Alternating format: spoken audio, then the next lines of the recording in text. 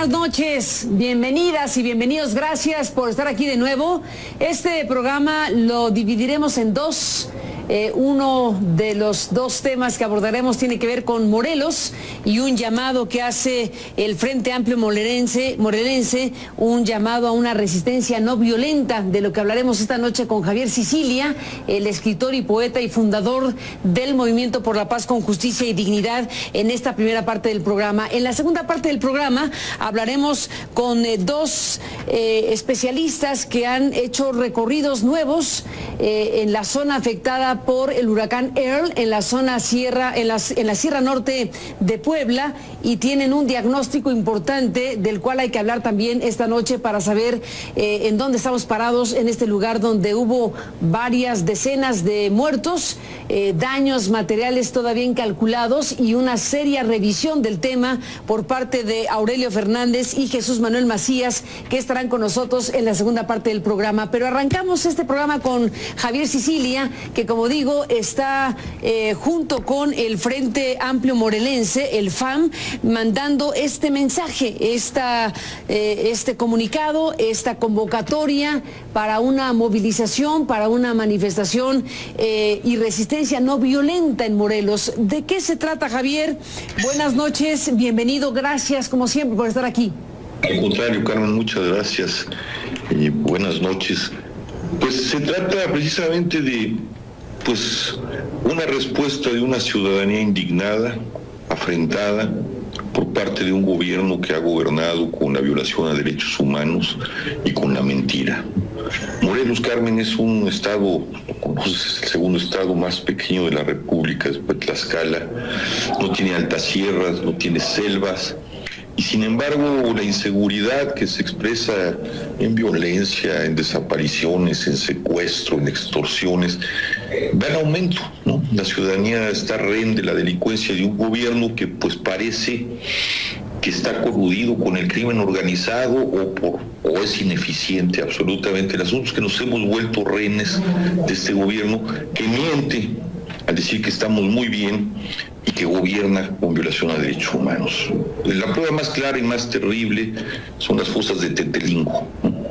Donde hemos encontrado verdaderamente, desde el principio, una fosa clandestina fabricada por el propio gobierno, donde la gente es enterrada como basura, donde no hay carpetas de investigación bien hechas, donde hemos encontrado, ya daremos nuestro informe el mes que entra, ejecutados, torturados, niñas, adolescentes, cosas verdaderamente inauditas. Pues expresan verdaderamente el desprecio que ha tenido este gobierno por la seguridad, por la defensa de los derechos humanos, por la búsqueda de la paz. Pero estos no es solo los agravios a la población entera, hay agravios a los gremios. Las atrocidades con los famosos megaproyectos a los pueblos de Morelos. Este estado es un estado de pueblos, es el estado de Zapata, es un estado con vocación agraria que ha sido arrasado por los megaproyectos, por el crimen organizado. Agravios a los abogados, tenemos cerca de 50 abogados asesinados nada más en el periodo del actual gobernador Graco Ramírez, y están también formando parte del Frente Amplio Morelense. A los transportistas, los agravios van para todos los gremios y nos unieron justamente, y lo que estamos pidiendo en esta movilización y en esta lucha de resistencia no violenta, es la salida del gobernador, pero no nomás la salida, que se le enjuicie políticamente. Estamos pidiendo su juicio político y estamos pidiendo un gobierno de conciliación, de reconciliación del Estado, buscando una democracia que verdaderamente nos permita transitar hacia la seguridad, la paz y la dignidad que tanto necesitamos, porque el tema se ha ido acumulando. Este es el gobierno de Graco Ramírez, que es la punta del iceberg y el representante del Estado, pero viene acumulando las atrocidades desde del gobierno del general Carrillo Lea, con el que empezó todo el desastre, que era un gobierno priista, y de los dos gobiernos panistas, el de Sergio Estrada Cajigal, de Marco Antonio Adame, donde se asesinó, o bajo el cual se asesinó a mi hijo Juan Francisco, a los muchachos, y que pues, aunque tienen a los delincuentes presos, no se han dado sentencias. Aquí está además en Tamaulipas el caso. Bueno, él acumula, más las que ha sumado su propio gobierno, acumula todas estas afrentas, estos dolores con los que estamos viviendo en Morelos. Y esto es lo que nos está concitando esta gran movilización y estas luchas de resistencia no violenta. Ahora, Javier, hay señalamientos graves en contra del rector de la Universidad de Morelos. Ha habido señalamientos directos este domingo por parte del diputado Francisco Moreno Merino, que en conferencia de prensa pues señala que está presionando a la propia comunidad universitaria para que asista a esta manifestación no violenta este martes 16, y que está planeándose incluso que hay una deliberación para generar actos de violencia con grupos de choques, con transportistas, con personas presuntamente armadas, para escalar el conflicto, crear una circunstancia de crisis política a raíz precisamente de lo que es esta convocatoria, que se plantea como una convocatoria no violenta, pero según este legislador y quienes acusan al rector Alejandro Vera como parte de este Frente Amplio Morelense, están haciendo esos señalamientos graves, desde luego, y directos a la propia organización. Mira, estoy yo como parte del frente. Recorrimos este país, tú lo viste, Carmen, nos seguiste, nos apoyaste de norte a sur, y recorrimos los Estados Unidos y nunca hubo un acto de violencia de nuestra parte.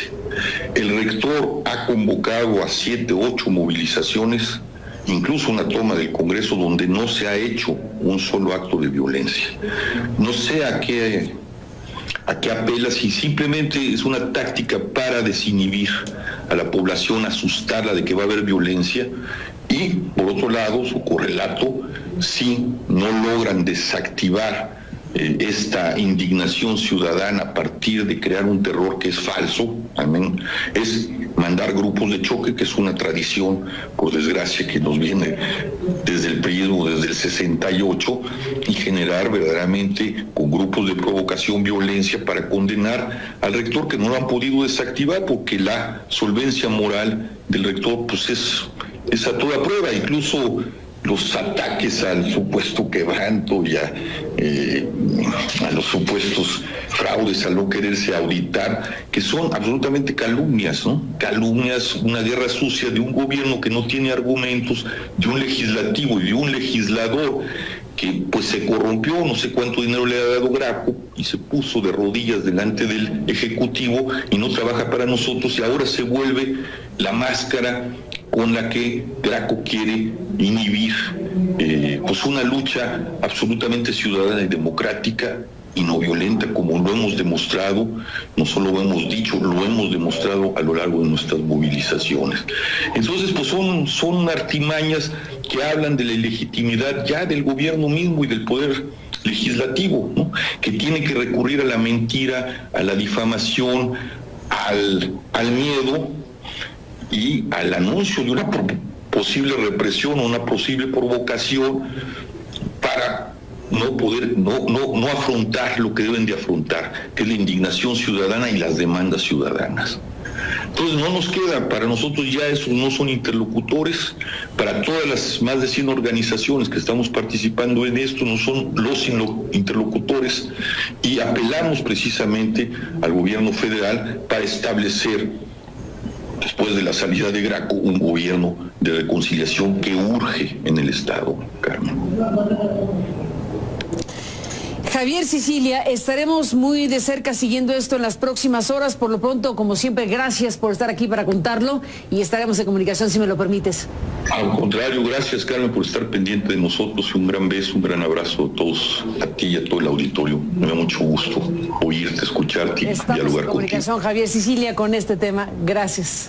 Gracias, Javier. Estamos en contacto y seguiremos muy de cerca las próximas horas. Por lo pronto vamos a una pausa y regresamos con la Sierra Norte de Puebla y lo que ha pasado ahí, lo que sigue pasando. Volvemos en un instante. Bueno, regresamos en este programa y agradezco a Aurelio Fernández, que es fundador y director del Centro Universitario para la Prevención de Desastres Regionales, el CUPREDER, que está en la línea telefónica, y a Jesús Manuel Macías Medrano, que es el coordinador del Seminario Permanente de Vulnerabilidad Social de Desastres, o a Desastres, mejor dicho, y en su momento fue fundador del Comité Científico Asesor de Ciencias Sociales del Sistema Nacional de Protección Civil de México. Tanto a Jesús Manuel como a Aurelio les agradezco que estén en este enlace vía Skype de la Ciudad de México a Puebla con Aurelio, de la Ciudad de México a Morelia con Jesús Manuel. A los dos, gracias por estar aquí para compartir lo que han escrito, porque han publicado en el diario La Jornada un texto que es un texto importante por lo que implica el recorrido que han hecho por la zona siniestrada de esta Sierra Norte poblana después de la llegada y el paso del huracán Earl. Estamos hablando de decenas de muertos, de daños materiales aún no cuantificados y de lo que ustedes vieron en este reciente recorrido por la zona siniestrada y lo que escriben respecto a responsabilidades, desde luego la parte de la naturaleza, pero también de la parte gubernamental. Gracias, Aurelio, por estar aquí. Gracias, Jesús Manuel, por estar aquí. Gracias, Carmen. ¿Qué es lo que vieron, Aurelio? Cuéntanos en este recorrido por la zona de la Sierra Norte de Puebla. Bueno, Carmen, nosotros lo que percibimos fue, en cierto sentido, lo que ya se ha visto otras veces. Son poblaciones donde hay una vulnerabilidad enorme de los terrenos, de las construcciones, asentamientos en sitios inadecuados. Y entonces cuando viene una precipitación de este tipo, pues lo que ocurre es que estos suelos frágiles se vuelven taludes, se vuelven avalanchas y destruyen a su paso lo que encuentran. Pero vimos también una situación muy preocupante que hemos discutido Jesús Manuel y yo y otros compañeros sobre si hay un retroceso en los pocos avances que había en materia de protección civil en México, porque la gente no sabía que podía tener un impacto desastroso, pero aunque lo hubiera sabido, no estaban preparados. Nadie les informó, incluso en el momento que iba a ocurrir, por ningún medio. Se enteraban por la televisión que había posibilidades de una contingencia, pero nada en concreto. Y después, pues, no ha habido, o sea, hay una desestructuración de lo poco que había de protección civil, que nosotros hemos criticado desde hace más de 20 años, pero que en esta ocasión ni siquiera eso existía. Yo te digo, grosso modo, que eso es lo que vimos, y desde luego el gran dolor que significa el desastre, más de 50 muertos, tan solo en Puebla hoy ya podríamos sumar 41, y desastres enormes que, como bien dices, no se han cuantificado. Esa es mi percepción inicial de este asunto. Jesús Manuel, ¿qué dices de lo que viste? Bueno, tengo que decir que hay un sentido de pesadumbre muy grande porque la Sierra Norte de Puebla, cuando ocurre un fenómeno meteorológico como el que conocemos como los remanentes de Earl, genera estas condiciones de desastre, y esto ya se conoce desde hace mucho tiempo. Entonces es una pena porque es un poco, como decimos en el artículo, como el cuento de nunca acabar. Es decir, la sociedad mexicana, aparte de sufrir afrentas de diferente tipo, tiene que enfrentarse a ciertas condiciones en donde debía haber un avance muy importante en las protecciones civiles para reducir los impactos desastrosos como en este caso. Y entonces es lamentable, es decir, como acaba de mencionar mi colega Aurelio Fernández, lo que vemos es que no hay avances y eso se constata. La pérdida de más de 50 personas, al menos 40 en el estado de Puebla, me parece que es un asunto que no puede tolerarse porque la mayoría, estamos hablando de pérdida de vidas que pudieron haberse prevenido, que pudieron haberse evitado. Entonces esto pone en cuestión que tenemos por un lado un avance muy importante en el desarrollo científico, que no hay correspondencia en la asimilación de esos conocimientos en la parte que es responsable de usarlos, que es el gobierno, y desde luego también vemos que es, como lo mencionaba también Aurelio Fernández, un retroceso muy grande en las organizaciones de las protecciones civiles federal, pero sobre todo de la protección civil del Estado de Puebla. Eso es una cosa que tenemos que lamentar cuando tenemos ya muchos años de hacer investigación sobre desastres, Carmen. Sin duda, Jesús Manuel, tal como lo dices, bueno, no solamente no hay avance, sino retroceso, que todavía es peor. Esto que planteas, desde luego, es la parte más delicada de todo, porque estas decenas de muertes pudieron haberse evitado tal cual. Sí, sin duda. Y no solamente en términos del momento previo, digamos, a la ocurrencia de este fenómeno de los remanentes de ERC que generaron mucha precipitación, etcétera, sino con avances en términos de arreglos de prevención, políticas públicas para ubicar muy bien las zonas más vulnerables, generar tal vez alguna reubicación, etcétera, etcétera. Esas cosas no existen. Nosotros no observamos ningún arreglo de lo que llamamos la prevención estructural. Y para fines de lo que también llamamos preparativos, que es para lo que son útiles los sistemas de alerta, tampoco apareció. Entonces, nosotros pensamos que las comunidades vulnerables de la Sierra Norte de Puebla, porque estamos hablando en estos momentos de ellos, no tuvieron ninguna defensa, en ese sentido, ninguna protección, y estoy cierto, por lo que acabo de decir, que muchas de esas pérdidas de vidas pudieron haberse evitado con lo que digo, y con muchísimas otras cosas más que por falta de tiempo ya no comentaré, pero creo que eso es lo más importante: arreglos de prevención estructural y arreglos para sistemas de alerta, para los preparativos frente a la emergencia. Aurelio Fernández, narrabas hace un momento, por supuesto, lo que vieron también, lo que sintieron, el dolor profundo de las personas de estas comunidades afectadas por este fenómeno huracán Earl. Y dices, en las charlas que tuvieron con ellos, no se les informó, no hubo alerta, no hubo lo más básico de la materia de protección civil, a pesar de que hubo pues los llamados del caso de la Comisión Nacional del Agua, los llamados que la ciencia puede permitir en estos casos. Después de la pausa regresamos, Aurelio, con esta parte de lo que de información estuvo disponible y cómo no fue utilizada por quien debía, precisamente para alertar a las poblaciones de esta localidad, de esta zona de la Sierra Norte de Puebla. Después de la pausa, regresamos contigo.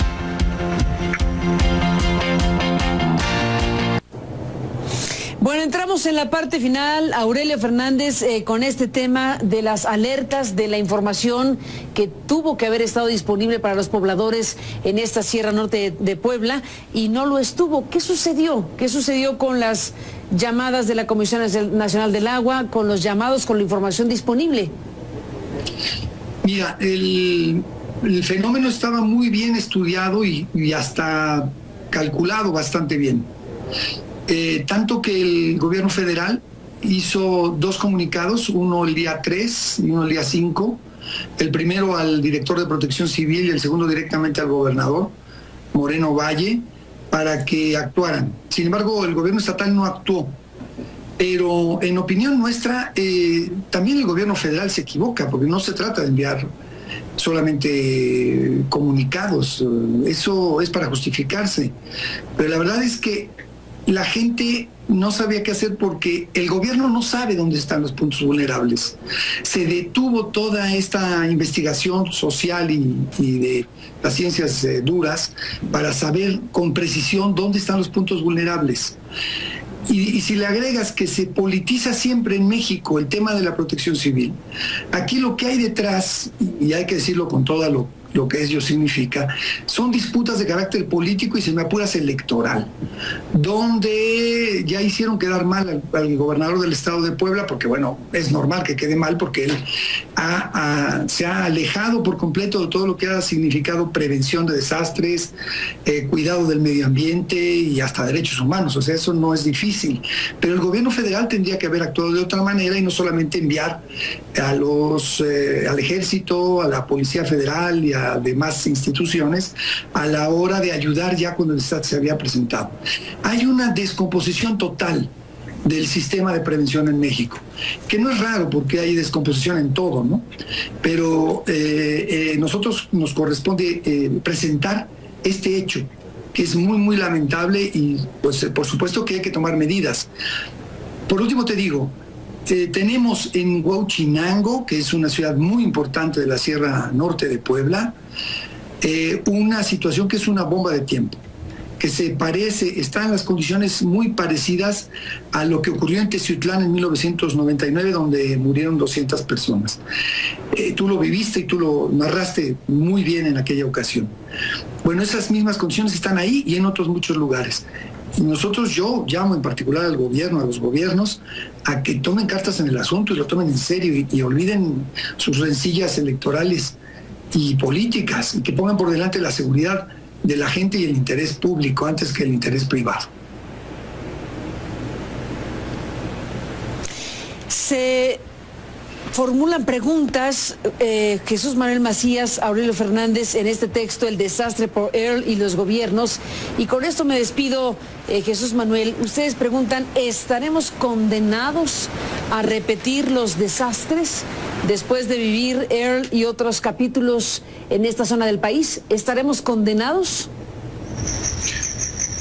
Bueno, ese es como te das cuenta, ese es un asunto sumamente crítico.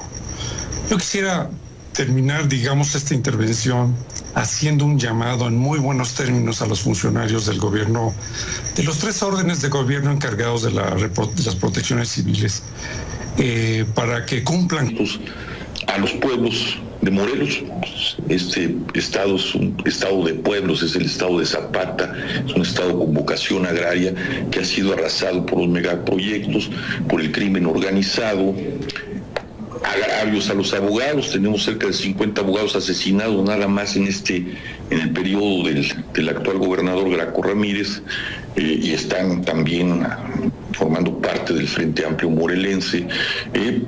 A los transportistas, bueno, los agravios van para todos los gremios y nos unieron justamente, y lo que estamos pidiendo en esta movilización y en esta lucha de resistencia no violenta, pues es la salida del gobernador, pero no nomás la salida, que se le enjuicie políticamente. Estamos pidiendo su juicio político y estamos pidiendo un gobierno de conciliación, de reconciliación del Estado, buscando una democracia que verdaderamente nos permita transitar hacia la seguridad, la paz y la dignidad que tanto necesitamos, porque el tema se ha ido acumulando.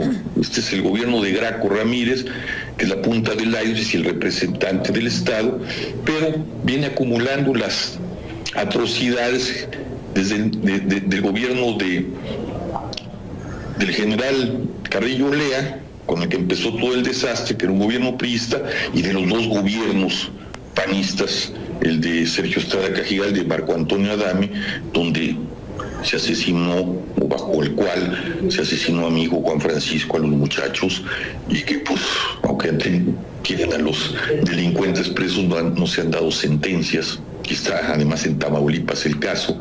Bueno, él acumula, más las que ha sumado su propio gobierno, acumula todas estas afrentas, estos dolores con los que estamos viviendo en Morelos.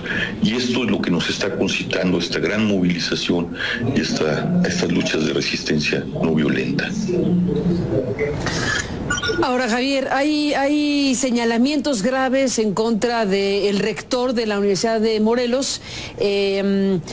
Ha habido señalamientos directos este domingo por parte del diputado Francisco Moreno Merino, que en conferencia de prensa pues señala que está presionando a la propia comunidad universitaria para que asista a esta manifestación no violenta este martes 16 y que está planeándose incluso que hay una deliberación para generar actos de violencia con grupos de choques, con transportistas, con personas presuntamente armadas para escalar el conflicto, crear una circunstancia de crisis política a raíz precisamente de lo que es esta convocatoria que se plantea como una convocatoria no violenta, pero según este legislador y quienes acusan al rector Alejandro Vera como parte de este Frente Amplio Morelense, están haciendo esos señalamientos graves, desde luego, y directos a la propia organización.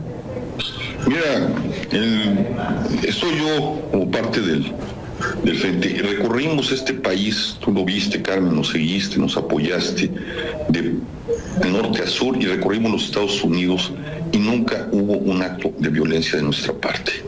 El rector ha convocado a 7, 8 movilizaciones, incluso una toma del Congreso donde no se ha hecho un solo acto de violencia. No sea que...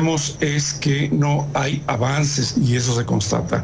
La pérdida de más de 50 personas, al menos 40 en el estado de Puebla, me parece que es un asunto que no puede tolerarse porque la mayoría, estamos hablando de pérdida de vidas que pudieron haberse prevenido, que pudieron haberse evitado. Entonces esto pone en cuestión que tenemos por un lado un avance muy importante en el desarrollo científico, que no hay correspondencia en la asimilación de esos conocimientos en la parte que es responsable de usarlos, que es el gobierno, y desde luego también vemos que es, como lo mencionaba también Aurelio Fernández, un retroceso muy grande en las organizaciones de las protecciones civiles federal, pero sobre todo de la protección civil del Estado de Puebla. Eso es una cosa que tenemos que lamentar cuando tenemos ya muchos años de hacer investigación sobre desastres, Carmen. Sin duda, Jesús Manuel, tal como lo dices, bueno, no solamente no hay avances, sino retroceso, que todavía es peor. Esto que planteas, desde luego, es la parte más delicada de todo, porque estas decenas de muertes pudieron haberse evitado tal cual. Sí, sin duda. Y no solamente en términos del momento previo, digamos, a la ocurrencia de este fenómeno de los remanentes de que generaron mucha precipitación, etcétera, sino con avances en términos de arreglos de prevención, políticas públicas para ubicar muy bien las zonas más vulnerables, generar tal vez alguna reubicación, etcétera, etcétera. Esas cosas no existen.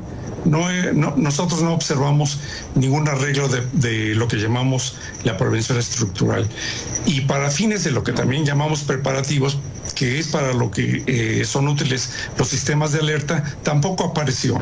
Entonces, nosotros pensamos que las comunidades vulnerables de la Sierra Norte de Puebla, porque estamos hablando en estos momentos de ellos, no tuvieron ninguna defensa, en ese sentido, ninguna protección, y estoy cierto, por lo que acabo de decir, que muchas de esas pérdidas de vidas pudieron haberse evitado con lo que digo y con muchísimas otras cosas más que por falta de tiempo ya no comentaré, pero creo que eso es lo más importante: arreglos de prevención estructural y arreglos para sistemas de alerta, para los preparativos frente a la emergencia. Aurelio Fernández, narrabas hace un momento, por supuesto, lo que vieron también, lo que sintieron, el dolor profundo de las personas de estas comunidades afectadas por este fenómeno huracán Earl. Y dices, en las charlas que tuvieron con ellos, no se les informó, no hubo alerta, no hubo lo más básico de la materia de protección civil, a pesar de que hubo pues los llamados del caso de la Comisión Nacional del Agua, los llamados que la ciencia puede permitir en estos casos. Después de la pausa regresamos, Aurelio, con esta parte de lo que de información estuvo disponible y cómo no fue utilizada por quien debía, precisamente para alertar a las poblaciones de esta localidad, de esta zona de la Sierra Norte de Puebla. Después de la pausa, regresamos contigo.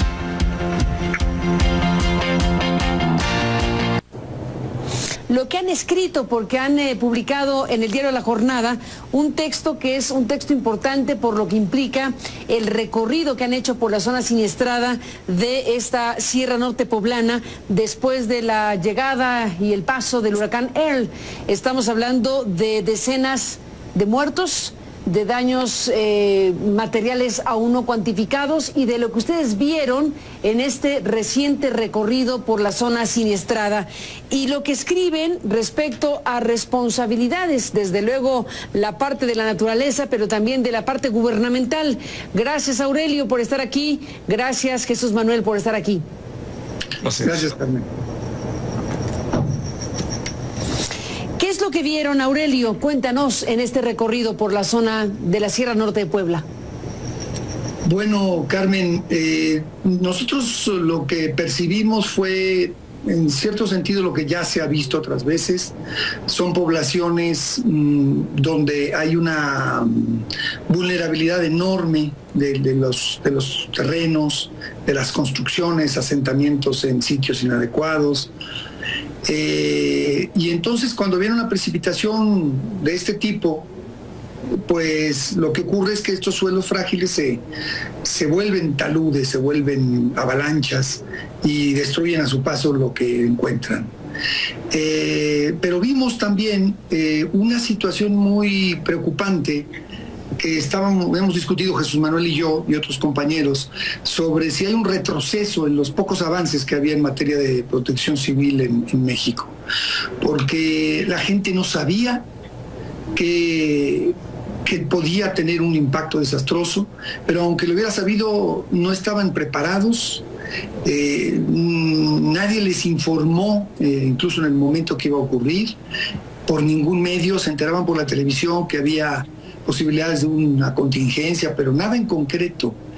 Y después, pues, no ha habido, o sea, hay una desestructuración de lo poco que había de protección civil, que nosotros hemos criticado desde hace más de 20 años, pero que en esta ocasión ni siquiera eso existía. Yo te digo, grosso modo, que eso es lo que vimos, y desde luego el gran dolor que significa el desastre, más de 50 muertos, tan solo en Puebla hoy ya podríamos sumar 41, y desastres enormes que, como bien dices, no se han cuantificado. Esa es mi percepción inicial de este asunto. Jesús Manuel, ¿qué dices de lo que viste? Bueno, tengo que decir que hay un sentido de pesadumbre muy grande porque la Sierra Norte de Puebla, cuando ocurre un fenómeno meteorológico como el que conocemos como los remanentes de Earl, genera estas condiciones de desastre, y esto ya se conoce desde hace mucho tiempo. Entonces es una pena porque es un poco, como decimos en el artículo, como el cuento de nunca acabar. Es decir, la sociedad mexicana, aparte de sufrir afrentas de diferente tipo, tiene que enfrentarse a ciertas condiciones en donde debía haber un avance muy importante en las protecciones civiles para reducir los impactos desastrosos como en este caso. Y entonces es lamentable, es decir, como acaba de mencionar mi colega Aurelio Fernández, lo que ve.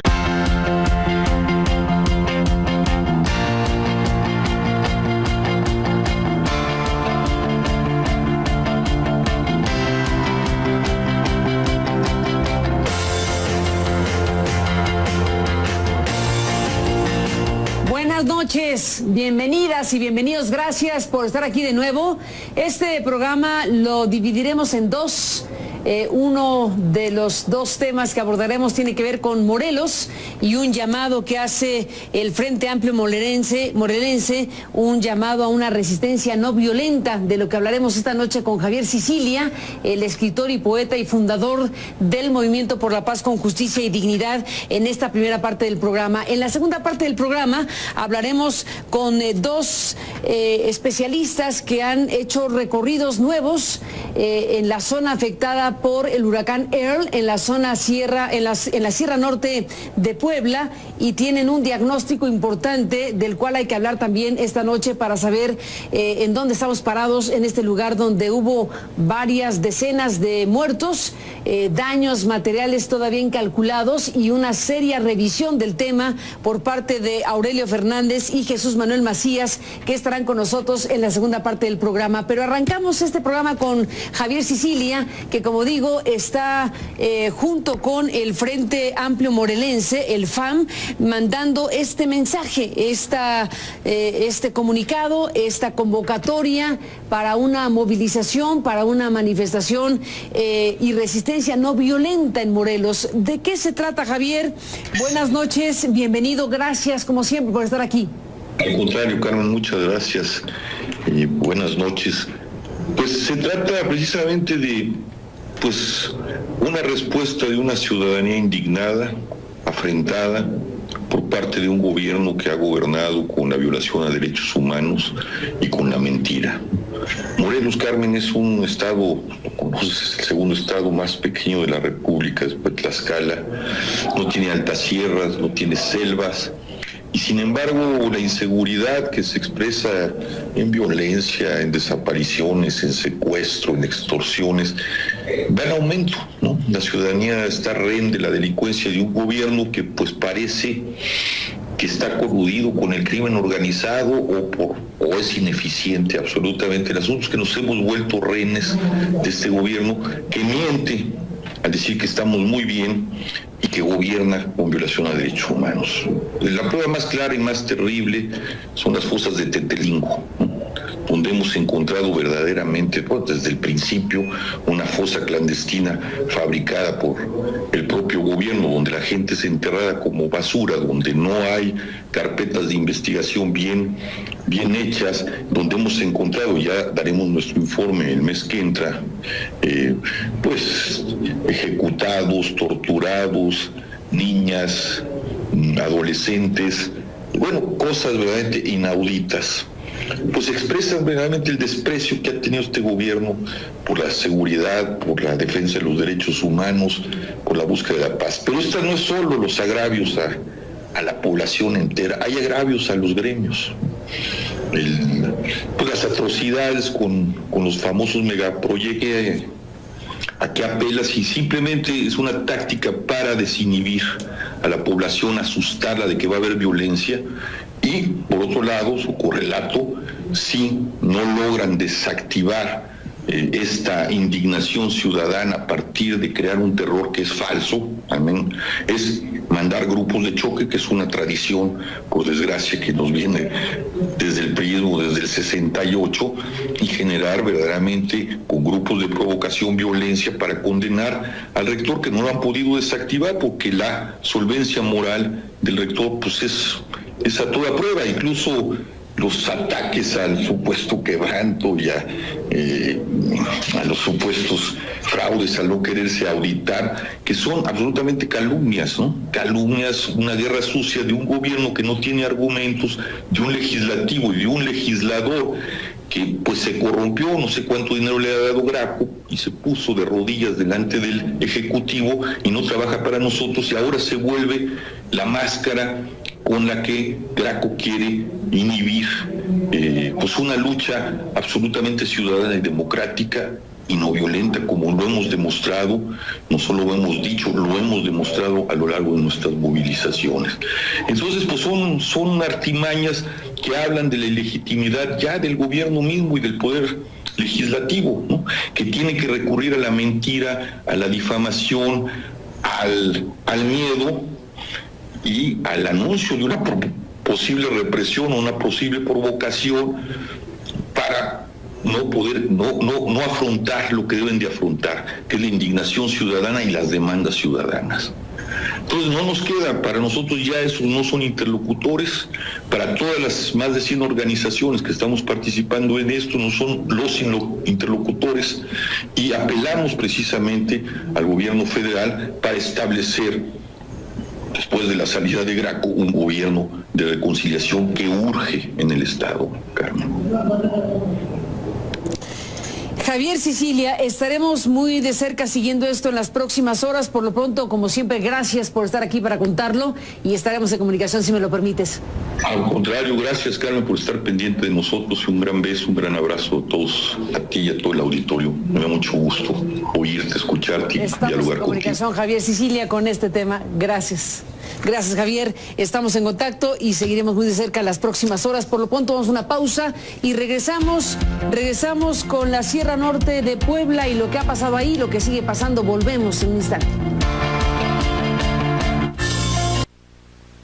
Bueno, regresamos en este programa y agradezco a Aurelio Fernández, que es fundador y director del Centro Universitario para la Prevención de Desastres Regionales, el CUPREDER, que está en la línea telefónica, y a Jesús Manuel Macías Medrano, que es el coordinador del Seminario Permanente de Vulnerabilidad Social de Desastres, o a Desastres, mejor dicho, y en su momento fue fundador del Comité Científico Asesor de Ciencias Sociales del Sistema Nacional de Protección Civil de México. Tanto a Jesús Manuel como a Aurelio les agradezco que estén en este enlace vía Skype de la Ciudad de México a Puebla con Aurelio, de la Ciudad de México a Morelia con Jesús Manuel.